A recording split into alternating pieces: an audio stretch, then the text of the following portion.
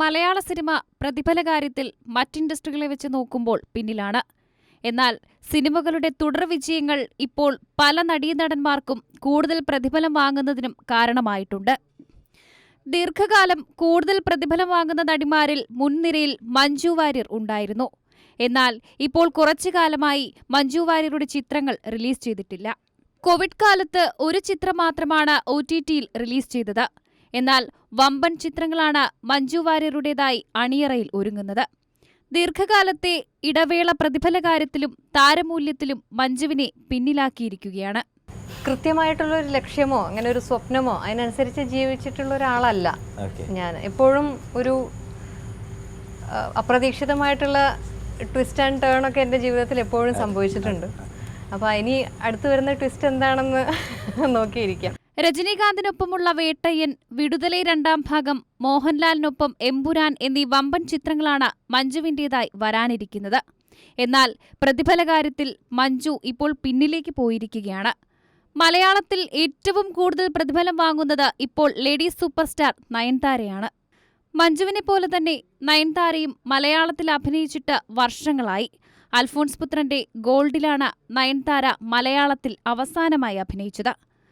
2 മുതൽ 5 കോടി വരെയാണ് നയൻതാര മലയാള ചിത്രം ചെയ്യാനായി പ്രതിഫലമായി വാങ്ങുന്നത്. തമിഴ് ചിത്രം ചെയ്യാൻ 10 കോടി വരെയാണ് നയൻതാര വാങ്ങാറുള്ളത്. അതേസമയം മഞ്ജു വാര്യർ 2ാം സ്ഥാനത്തും ഇല്ല എന്നതാണ് അത്ഭുതപ്പെടുത്തുന്ന കാര്യം. കീർത്തി സുരേഷാണ് 2ാം സ്ഥാനത്തുള്ളത്. നിലവിൽ തമിഴ്, തെലുങ്ക് ചിത്രങ്ങളുടെ തിരക്കിലാണ് കീർത്തി. ടൊവിനോയ്ക്കൊപ്പമുള്ള വാശിയാണ് അവസാന മലയാള ചിത്രം. 1 കോടി മുതൽ 3 കോടി വരെ ഒരു സിനിമയ്ക്കായി കീർത്തി സുരേഷ് വാങ്ങുന്നുണ്ട്. 3ാം സ്ഥാനത്ത് നസ്രിയ നസീമാണുള്ളത്. മലയാള ചിത്രത്തിൽ ദീർഘകാലമായി നസ്രിയയും അഭിനയിച്ചിട്ടില്ല. ഫഹദിനൊപ്പമുള്ള ട്രാൻസാണ് അവസാന മലയാള ചിത്രം. 1 കോടി മുതൽ 2 കോടി വരെ നടി പ്രതിഫലമായി വാങ്ങുന്നുണ്ട്. 4ാം സ്ഥാനത്തുള്ള അനുപമ പരമേശ്വരൻ 50 ലക്ഷം മുതൽ 2 കോടി വരെയാണ് പ്രതിഫലമായി വാങ്ങുന്നത്. നിലവിൽ തമിഴ്, തെലുങ്ക് ചിത്രങ്ങളിലാണ് നടി സജീവമായുള്ളത്. 5ാം സ്ഥാനത്താണ് മലയാളത്തിന്റെ ladies super star Manju Warrier ഉള്ളത്.